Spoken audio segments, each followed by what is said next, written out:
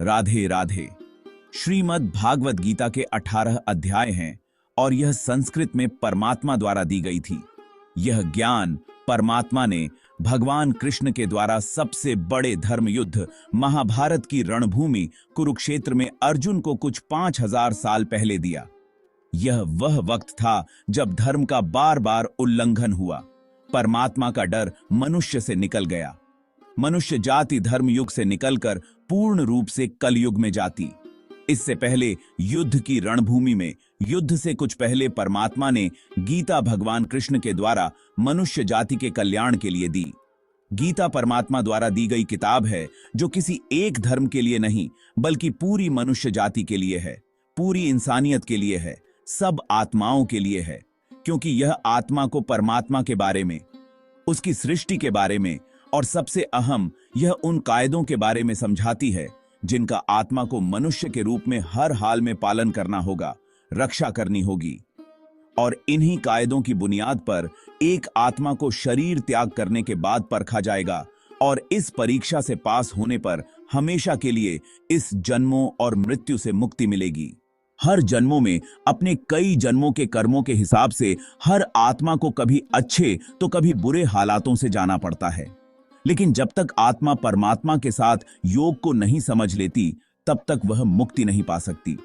परमात्मा भागवत गीता में कहते हैं कि अगर किसी आत्मा को धर्म ना भी समझ आए, योग ना भी समझ आए, पर अगर वह मेरी शरण में आ जाए तो मैं उसके सारे पाप माफ कर देता हूं। परमात्मा को ऐसी दिल की गहराइयों से पुकार के पाने की आशा को भक्ति योग कहते हैं। भगवत गीता में मनुष्य जीवन का प्रत्येक समस्या का समाधान मिलता है। जो कोई भी इस गीता सार को अंत तक सुनेगा और इसका ज्ञान को अपने जीवन में उतारेगा, उसे अपने हर समस्या का, हर परेशानी का समाधान अवश्य मिलेगा। उसे वह सब कुछ मिलेगा जो वह पाना चाहते हैं। इसलिए इस भागवत गीता सार को आप हर रोज सुबह जागने के बाद और रात में सोने से पहले अवश्य सुने। भगवत गीता ऐसा प्रेरणादायक संदेशों का महासागर है जो जीवन से निराश मनुष्य को आशाओं से भर देती है। भागवत गीता में भगवान श्री कृष्ण कहते हैं, जो भी मनुष्य श्रद्धा से युक्त होकर इस गीता शास्त्र का अध्ययन और श्रवण और मनन करता है, वह सभी पापों से मुक्त होकर के मेरे परम धाम को प्राप्त होता है। इसीलिए कहां भी जाता है, जिस घर में श्रीमद् भागवत गीता के पाठ हर रोज पढ़ा और सुना जाता है, उस घर में कभी कोई संकट और परेशानी नहीं आती है। भगवान श्री कृष्ण के कृपा और आशीर्वाद हमेशा उस घर पर बना रहता है और जीवन सुख, संपत्ति, धन, वैभव और आनंद से परिपूर्ण हो जाता है। लगभग 5000 वर्ष पूर्व कुरुक्षेत्र की युद्ध भूमि में हुए महाभारत के भीषण युद्ध में अर्जुन, युद्ध में उन्हें अपने परिवार, गुरु, मित्रों को मारना था। यह उनके लिए बहुत ही कष्टदायक था। अर्जुन धर्म और अधर्म के बीच फंसे हुए थे। उन्हें नहीं समझ आ रहा था कि क्या सही है और क्या गलत। युद्ध के तनाव और अपने प्रियजनों को खोने के डर से उनका मन अशांत था।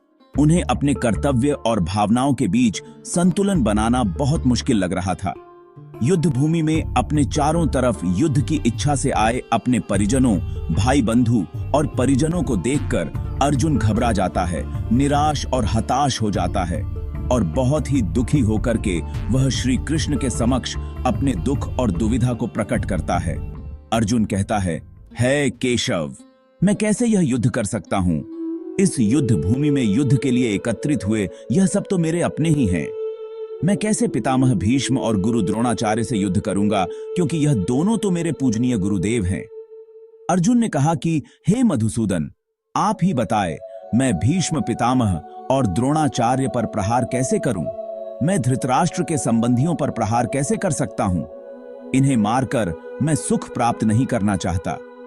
भगवान श्री कृष्ण ने अर्जुन को गीता का उपदेश देकर इन सभी संशयों को दूर किया और उन्हें युद्ध के लिए प्रेरित किया। श्री कृष्ण ने अर्जुन से कहा कि उठो और अपना कर्म करो, सभी तरह के मोह का त्याग करो और युद्ध करो। अर्जुन के इस दयनीय अवस्था को देखकर भगवान श्री कृष्ण ने श्रीमद् भागवत गीता के वह दिव्य ज्ञान और अलौकिक ज्ञान अर्जुन को दिया, जो न केवल अर्जुन के लिए बल्कि हजारों वर्षों से संपूर्ण मानव जाति के लिए और आज के आधुनिक युग में भी प्रत्येक मनुष्य के लिए मार्गदर्शन बना हुआ है। भागवत गीता एकमात्र ऐसा ग्रंथ है जो मनुष्य को जीने का सही तरीका बताती है। भगवत गीता जीवन में धर्म, कर्म और प्रेम का पाठ पढ़ाती है। इसलिए हमें नित्य प्रतिदिन भागवत गीता का अध्ययन अवश्य करना चाहिए। अर्जुन जब युद्ध भूमि पहुंचे तो अपने परिजनों को देखकर उन्होंने न केवल अपने कर्म से खुद को किनारा कर लिया, बल्कि अपनों के मोह में पड़कर धर्म की भी उपेक्षा करने का प्रयास किया। अर्जुन की यह हालत देखकर श्री कृष्ण ने उसे गीता का उपदेश देने का फैसला किया। महाभारत के युद्ध में भगवान श्री कृष्ण ने अर्जुन को गीता का उपदेश दिया, जिसके बाद धनुर्धर अर्जुन ने महाभारत के युद्ध में लड़ना शुरू किया। भगवान श्री कृष्ण को भविष्य में होने वाले बुरी चीजों के बारे में पहले से ही पता था, जिसके जरिए उन्होंने अर्जुन को माध्यम बनाकर सभी मानव जाति के कल्याण के लिए उपदेश दिया था। गीता के इन उपदेशों के जरिए कोई भी व्यक्ति अपने जीवन की सारी मुश्किलों को दूर कर सकता है। श्री कृष्ण गीता में कहते हैं, कर्मण्येवाधिकारस्ते मा फलेषु कदाचन। इसका अर्थ है कि हमें केवल अपने कर्म पर ध्यान देना चाहिए, उसके फल की चिंता नहीं करनी चाहिए।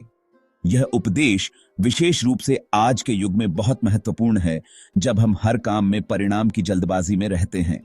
इस सिद्धांत के अनुसार जब हम निस्वार्थ भाव से काम करते हैं और फल की अपेक्षा नहीं रखते, तो हम आत्मिक शांति प्राप्त कर सकते हैं। अगर हम यह समझ लें कि जीवन की सार्थकता कर्म करने में है, परिणाम की चिंता करने में नहीं, तो यह सिद्धांत हमारी मानसिक और भावनात्मक स्थिरता को बढ़ा सकता है। इससे हमारी कार्यक्षमता बढ़ती है और हम निराशा से मुक्त होते हैं। श्री कृष्ण ने गीता में आत्मा के अमरत्व को स्पष्ट किया है। न जायते म्रियते वा कदाचिन। आत्मा न कभी जन्म लेती है, न ही कभी मरती है। यह शरीर बदलता है, पर आत्मा हमेशा एक ही रहती है। यह उपदेश हमें यह सिखाता है कि जीवन और मृत्यु के चक्र से डरने की आवश्यकता नहीं है, क्योंकि हमारी आत्मा अनंत और शाश्वत है। इस बात को समझने से हमें जीवन के प्रति एक नई दृष्टि मिलती है। मृत्यु को अंत मानने के बजाय इसे आत्मा की यात्रा के एक पड़ाव के रूप में देखना हमें भय से मुक्त करता है। यह उपदेश जीवन के भौतिक और मानसिक बोझ को हल्का करता है। यदि हम यह समझें कि आत्मा अमर है, तो हम अपने जीवन में आई परेशानियों और बिछड़ने के दर्द को सहन कर सकते हैं। गीता में श्री कृष्ण कहते हैं, मनुष्य स्वयं का मित्र और शत्रु दोनों होता है। इसका अर्थ यह है कि यदि आप अपने मन पर काबू रखते हैं, तो आप अपने सबसे अच्छे मित्र बन जाते हैं। पर यदि आप इसे नियंत्रित नहीं कर पाते, तो यह आपका सबसे बड़ा शत्रु बन जाता है।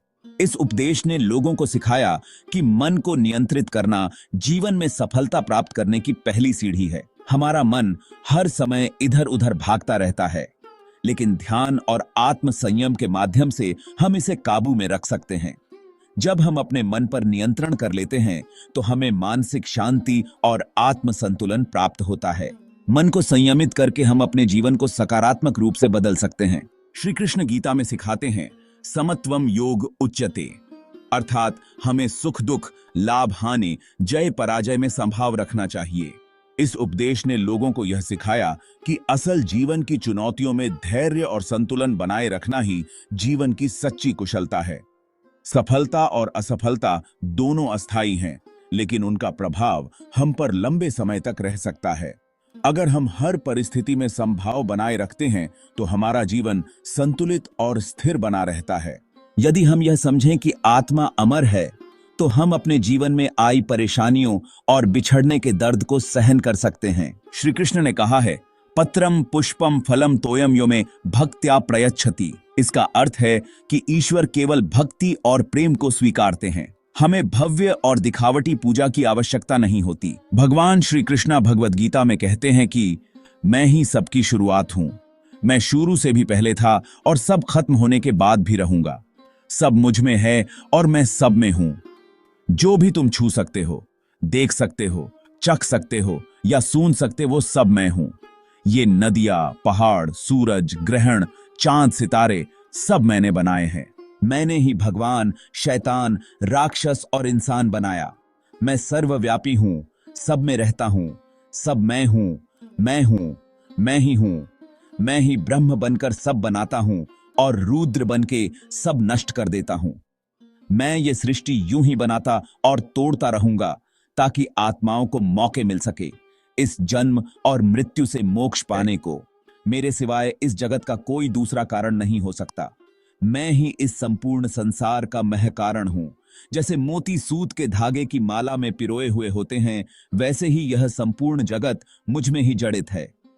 यह संसार मुझसे ही उत्पन्न होता है, मुझ में ही स्थित रहता है और मुझ में ही लीन हो जाता है। हे कुंती पुत्र, मैं ही जल का स्वाद हूं, सूर्य तथा चंद्रमा का प्रकाश हूं, समस्त वैदिक मंत्रों में ओंकार हूं, आकाश में ध्वनि हूं और मनुष्यों द्वारा किया जाने वाला पुरुषार्थ भी मैं ही हूं। हे अर्जुन, मैं सभी प्राणियों के हृदय में स्थित आत्मा हूं, संपूर्ण प्राणियों का आदि, मध्य और अंत भी मैं ही हूं।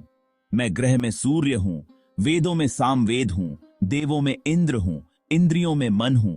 मैं ही ब्रह्मा हूं, विष्णु हूं, महेश हूं। जलाशय में समुद्र हूं, पर्वतों में मैं हिमालय हूं। इस संपूर्ण संसार में तुम जो कुछ भी देख पाते हो, सब में ही हूं। श्री कृष्ण कहते हैं, जो हुआ अच्छा हुआ, जो हो रहा है अच्छा हो रहा है, और जो होगा वह भी अच्छा ही होगा। तुम्हारा क्या गया जो तुम रो रहे हो? तुम क्या लाए थे जो तुमने खो दिया? तुमने क्या पैदा किया जो नष्ट हो गया है? तुमने जो लिया यहीं से लिया और जो दिया यहीं पर दिया। जो आज तुम्हारा है वह कल और किसी का होगा, क्योंकि परिवर्तन ही संसार का नियम है। भागवत गीता में भगवान श्री कृष्ण कहते हैं, मनुष्य को परिणाम की चिंता किए बिना निस्वार्थ और निष्पक्ष होकर अपने कर्तव्य का पालन करना चाहिए। अपने जीवन की चुनौतियों से भागना नहीं चाहिए और न ही भाग्य को दोष देना चाहिए। सत, रज और तम, इन तीनों गुणों से युक्त मेरी माया को पार कर पाना असंभव है। मनुष्य मेरी इस माया में चिपके रहते हैं और भोग संग्रह की इच्छा छोड़ नहीं पाते। मनुष्य अपने को कभी सुखी और कभी दुखी, कभी समझदार और कभी बेसमझ, कभी निर्बल और कभी बलवान आदि मानकर मेरी इस माया में तल्लीन रहते हैं। परंतु जो मनुष्य मेरे शरणागत हो जाते हैं, वे मेरी इस माया को आसानी से पार कर जाते हैं, क्योंकि उनकी दृष्टि केवल मेरी तरफ रहती है। वे मेरी माया में नहीं फंसते। जो भगवान को जान लेता है वह भगवत स्वरूप हो जाता है। वो केवल संसार प्रकट ही नहीं करता, वरन अपने परम चरम लक्ष्य को प्राप्त करने का सरलतम मार्ग भी प्रशस्त करता है। परंतु हम संसार की चकाचौंध में इतना मंत्रमुग्ध हैं कि उसके शब्दों पर ध्यान नहीं देते कि उसने यह संसार हमें भगवत प्राप्ति के लिए दिया है। भगवान शास्त्रों, पुराणों और संतों के माध्यम से हमें समझाता बुझाता है, परंतु हम शिक्षा को नकार देते हैं। संसार का सही उपयोग न करके हम अपनी इंद्रियों को संतुष्ट करने के लिए संसार का उपभोग करने लगे। यही हमारी सबसे बड़ी अज्ञानता है और इसी के कारण हम आज तक दुखी हैं, जिसके लिए भगवान को दोष देते हैं। परंतु वह हमारे दुखों का कारण नहीं है। जो भक्त मेरे रहस्यों को समझ लेता है, उसे मेरी कृपा मिल जाती है और फिर उसकी आत्मा फिर से जन्म नहीं लेती है। जो लोग भय और क्रोध जैसी बुराइयों से दूर रहते हैं, उन पर मेरी विशेष कृपा रहती है। जो भक्त जिस तरह मेरी कृपा चाहता है, मैं उसी तरह उन पर कृपा करता हूं, क्योंकि सभी मनुष्य मेरे ही मार्ग का अनुसरण करते हैं। मनुष्य लोक में कर्म ही प्रधान है। जो लोग कर्म करते रहते हैं, अपने कर्तव्य से पीछे नहीं हटते हैं, उन्हें ही सिद्धि यानी सफलता मिलती है। इसीलिए हर व्यक्ति को अपने कर्म करते रहना चाहिए। कर्मों के प्रभाव से मनुष्य का कल्याण हो सकता है। धन्यवाद। जय श्री कृष्ण। राधे राधे।